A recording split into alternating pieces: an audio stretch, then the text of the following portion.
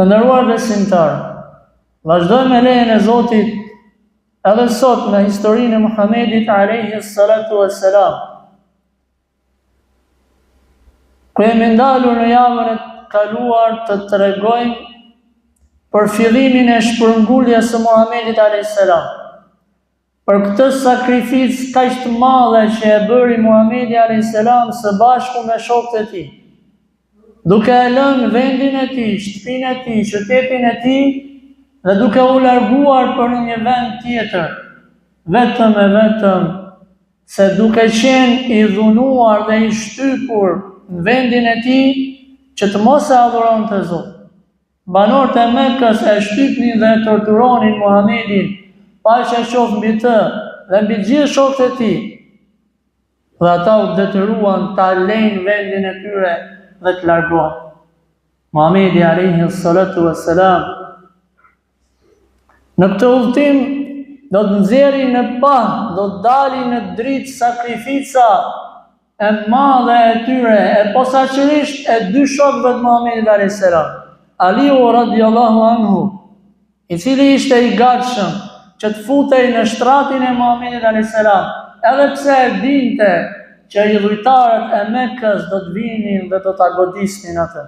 Ishin gati të vrisnin Muhamedit alayhi salam, ndërsa Aliu, Allahu qoftë i kënaqur me të, ishte i gatshëm të futej në shtratin e Muhamedit alayhi salam, le të themi në shtratin e vdekjes, për hir të Zotit dhe për hatër të këtij pejgamberi që e donte kaq shumë. E gjithashtu dolin pa sakrifica e madhe e shokut besnik, e shokut mirë, i cili shok nuk është i mirë dhe i dashur me ty vetëm për dreka dhe darka, vetëm për gëzime dhe për festa, për martesa e kështu me radhë, por është shok i cili është i gatshëm që edhe jetën ta japi për ty, Ebu Bekri, Allahu qoftë i kënaqur me të, i cili udhtoi nga Mekka deri në Medinë me Muhamedit alayhi salatu wassalam, i cili së bashku me Muhamedit alayhi salam, pasi u fshehën dhe u strehuan në shpellën Thauri, Ebu Bekri po friksohet se mos e gjen diçka e keqe të dërgumin e Zotit Muhamedit alayhi salam. E Muhamedi sallallahu alaihi wasallam po i drejtohet Ebu Bekrit dhe po i thot: o Ebu Bekr, çka mendon ti kur në mesin e dy vetave, pra Muhamedit dhe Ebu Bekrit, i treti prej tyre është Allahu? Çka mendon ti kur në mesin e dy vetëve, i treti prej tyre është Allahu subhanahu wa taala? La tahzan, inna Allaha ma'ana, o mos u frikso, se Allahu është me ne, e Allahu ishte me ta. Sa që i dhujtarët u afruan afër kësaj shpellë, sa që mjaftonte ta ulnin pak shikimin dhe do t'i shihnin Muhamedin dhe Ebu Bekrin në këtë shpellë, por la tahzan, mos u frikso, mos u mërzit, inna Allaha ma'ana, Allahu është me ne. O musliman, e kur Allahu është me ty, nuk të bën dom asgjë, as superfuqia e kësaj bote, as më i forti i kësaj dunja. Si tha Muhamedi alayhi salam, nëse mblidhen gjithë njerëzit, gjithë gjindët, me të bëjë keq ty, nëse Allahu se ka caktuar nuk bëjnë dot keq. Vallahi nuk munden dot. Vallahi nuk të bëjnë dot keq nëse se ka caktuar Zoti. E nëse e ka caktuar Zoti me u mbledh gjithë njerëzit me të bëjë mirë, nuk ta bëjnë dot mirë, sepse e ka caktuar Zoti që do të ndodhi kjo e keq. Është sprovë për ty. I dhujtarët e Mekës, pasi e ndoqën Muhamedit alayhis salam deri në shpellën Thauri, e cila është diku 8 apo 10 kilometra nga Qabja, nga Mekka, po kthehen shumë të mërzitur, shumë të inatosur. Pse se gjetën Muhamedit alayhis salam? I dhujtarët, ato kokat të cilët ishin në Mekka, apo qeveritarët e mëdhenj, po thonë si gjetët? Jo, mblidhuni të gjithë. Ale mblidhuni të gjithë. Çfarë ka? Çfarë ndodh? Do të vi një ofertë shumë e madhe. Një super ofertë, një mega ofertë. I dhujtarët e Mekës po i drejtohen popullit. O popull, e dini që Muhamedi dhe shoku i tij janë largu? Po e di. Atëherë, oferta e madhe. Kush e gjen Muhamedin? e sjell atë gjallë ose të vdekur, ka shpërblim 100 deve. Sikur me thonë sot 100 makina ka 2-3 euro. Gati 200.000 euro sot. Gjithashtu thanë, kush e gjen Ebu Bekrin, gjallë ose të vdekur e sjell këtu, i ka shpërblim 100 deve tjera. 200 deve, kush e gjen Muhamedin a.s. dhe shokun e tij. Një ofertë shumë e madhe, një ofertë bombastike. Nisë njerëz në mesin e njerëzve, të cilët do ta dëgjojnë këtë bisedë, do të jetë Abdullah ibn Urajqiti. Ky person ishte pagu nga Muhamedi a.s. që të ishte udhërrëfyesi i tyre për në Medinë. Sa mund t'i ketë dhënë Muhamedi a.s. një sasi pa përfillshme, krahasim me 200 deve. A do ta mbaj ky burr? A do ta mbaj ky njeri fjalën? Po sa njerëz sot të tradhtojnë ty edhe mu për një plaç të vogël, jo për kaq shumë, për 200 deve, të morën qafë, të heqin qafë, të vrasin. Abdullah ibn Urajqit kishte marrë pagesë të vogël nga Muhamedi a.s. Dhe kur po dëgjon për këtë ofertë bombastike, ai nuk luhatët as pak. Pse ai ishte musliman i mirë? Si ishte musliman fare? Ishte i dhujtar, por ishte burrnia dhe ishte fjala, ajo e cila i tha vetvetes tij, jo, nuk do ta hash amanitin, nuk do ta tradhtosh amanitin. Por sa planet djallëzore bëhen sot në errësirën e natës dhe gjatë ditës shiten sikur janë kundërshtarë njëri tjetrit. Po sa njerëz bëjnë plane kundër teje dhe kundër meje dhe kundër popullit dhe kundër vendit. Natën në errësirën e natës, e kur vjen dita, na shiten sikur se janë kundërshtarët më të përbetuar. Ky person nuk e hëngri fjalën e tij. Ky person nuk e theu besën, sa me veten e tij i ka dhënë fjalën Muhamedit dhe nuk e ndroi as me miliona dhe as me miliard. Gjithashtu, prej njerëzve të cilët e dëgjuan të fjalë, pra këtë ofertë, ishte një person i cili ishte nga njerëzit më të rrezikshëm, thojza që i dinte shumë mirë shtegjet e shkretirës. Quhej Suraka ibn Malik. Shkon pran idhullit të tij Suraka dhe merr një monedhë, si themi ne lek apo shqip, dhe do të hedhi fall. Cila ishte arsyeja? E hedh fallin. A të shkoj ta gjej Muhamedin apo mos shkoj? E hedh fallin, i bin jo.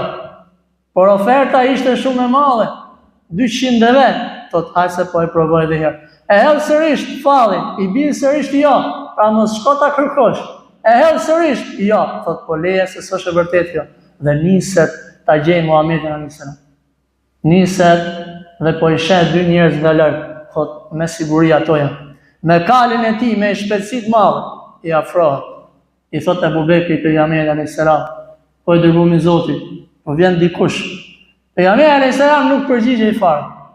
Qetësia e Muhamedit a.s. Bindja e tij kundrejt Zotit gjithësisë. E bën qetë besimtarin në çfarë do lloj sprove. Në çfarë do lloj sprove besimtari është i qetë. Ai keni pa musliman në Gaza, në Palestinë që vriten. Dhe thot elhamdulillah. Po çfarë po thot ky? U vra fëmia, u vra baba, u shkatru veni. Ky po thot elhamdulillah, po është fuqia e besimit. Afrohet ky njeri me kalin e tij afër Muhamedit a.s. dhe afër Abu Bekrit, kali i tij rrezohet. Çohet sërish, merr vrull, merr shpejtësi, sërish rrezohet kal. Një herë, 2, 3, derisa thot po e lej këtë punë. Derisa e kupton që po e lej më mirë se kjo gjë është diçka hyjnore, s'ka mundësi. Muhamedi a.s. vazhdon rrugën e tij nga shpella Theuri, pasi qëndroi në të 3 ditë dhe 3 netë për në Medinë. Një udhëtim i gjatë, në për shpet të tirë, vape e madhe i nxehti i madh. Ndërkohë, gjatë rrugës, po e shohin një person i cili po i ruante delet e tij. Dhe ndalen që të pushojnë pak dhe i kërkojnë prej tij qumësht. Shkon Ebu Bekri, Allah i qoftë i kënaqur me të, dhe e merr qumshtin dhe ja jep Muhamedit a.s. Para mendo etje të madhe, një etje shumë e madhe, një rrugë shumë e gjatë në përshkretiri, në nxehti i madh, dhe Ebu Bekri po ja jep qumshtin Muhamedit a.s. që të pi, dhe po e shikon atë. Ndërkohë Muhamedi a.s. po pin qumësh. Ebu Bekri, nga dashuria e madhe dhe nga kënaqësia që kishte që i dërgumi i Zotit po ngopet, po thot, piu pejgamberi a.s. dhe më duket sikur unë ngopa. Pra e mendon një fëmijë ose një të afërm që ti e do shumë dhe kur ai qetësohet, ti qetësohesh me të.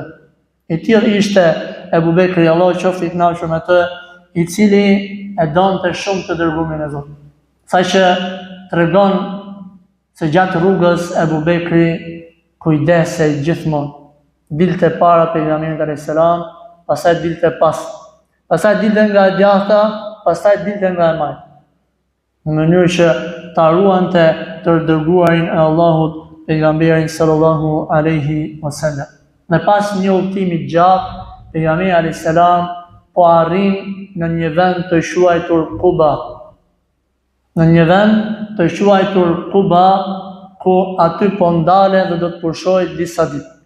Ku puna e parë të cilën do ta bëjë pejgamberi alayhis salam në këtë vend është ndërtimi i xhamisë, që sot njihet me emrin Xhamia Quba, ku miliona njerëz që kryejnë umren dhe haxhin shkojnë dhe vizitojnë këtë xhami dhe falin 2 rekate në të. Ka thënë pejgamberi sallallahu alaihi wasallam, kush merr abdes në shtëpinë e tij, pastaj vjen në këtë xhami, në xhamin Quba, dhe i fal 2 rekate namaz vullnetare, thot pejgamberi alayhis salam, ky person do të ketë shpërblimin e një umre. Pra një person i cili shkon atje, duke marrë abdes në shtëpinë e tij ose në hotelin ku ndodhet, pra atë që është lart, pastaj fal 2 rekate, do të ketë shpërblim, thot pejgamberi alayhis salam, sikurse të ketë kryer umre. Pejgamberi alayhis salam arriti në Quba, që është diku 3-4 kilometër larg Medinës. Ndërkohë e kishte një shokun e tij që ishte akoma në Mekë. Kush ishte ai? Aliu, Allahu qoftë i kënaqur. Pse e kishte lënë pejgamberi alayhis salam Aliun radhiyallahu anhu? I dhujtarët e Mekës, edhe pse nuk e donin Muhamedit alayhis salam si pejgamber dhe se pranonin atë, e dinin që ai ishte besnik dhe i kishin lënë Muhamedit alayhis salam gjërat e tyre me vlerë, që dhënë lekët, pasurinë, arin, florinin, ja linin Muhamedit alayhis salam edhe pse se pranonin si pejgamber. Çka bëni Muhamedi alayhis salam? Çfarë tha? Këto janë kundërshtarët e mi, po ja marr padrejtësisht pasurinë? Jo vallaj. Pejgamberi alayhis salam, edhe pse i dhujtarët e Mekës ishin kundërshtarë më të mëdhenj për të, pejgamberi i Zotit nuk ja hongri hap, nuk i bëni atyre padrejtësi, duke ja marr atyre pasurinë. Kështu Muhamedi sallallahu alaihi wasallam do të arrijë në xhamin e Qubas, ku do të qëndrojë aty për disa ditë dhe pas ndërtimit të xhamisë, atëherë do të niset Muhamedi sallallahu alaihi wasallam nga Qubaja që të shkojë në Medinën, në qytetin në të cilën do të quhet më vonë qyteti i Muhamedit alayhi salatu wassalam. Në ditën të cilën Muhamedi alayhis salam do të futet në Medinë, do të dalin gjithë njerëzit.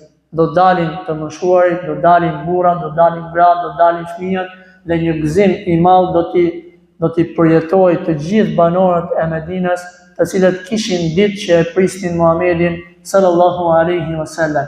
Dhe nga dita ku Muhamedi alayhis salam futet në Medinë, këtu fillon dhe kalendari që quhet kalendari muslimanëve, kalendari hijri. Nga këtu, nga dita dhe nga çasti ku Muhamedi alayhis salam do të futet në Medinë, do të fillojë kalendari, do të fillojë një epokë e re, të cilën e lutim Zotin që na mundsoj që së bashku ta flasim dhe ta përjetojmë atë. Allahu na falë dhe na mëshiroft të gjithëve. E lutim Zotin tonë na falë ne për ngritan, të afërmit tan, gjithë besimtarët kudo që janë. Subhanakallahumma bihamdik, ashhadu an la ilaha illa anta, astaghfiruka wa atubu ilayk.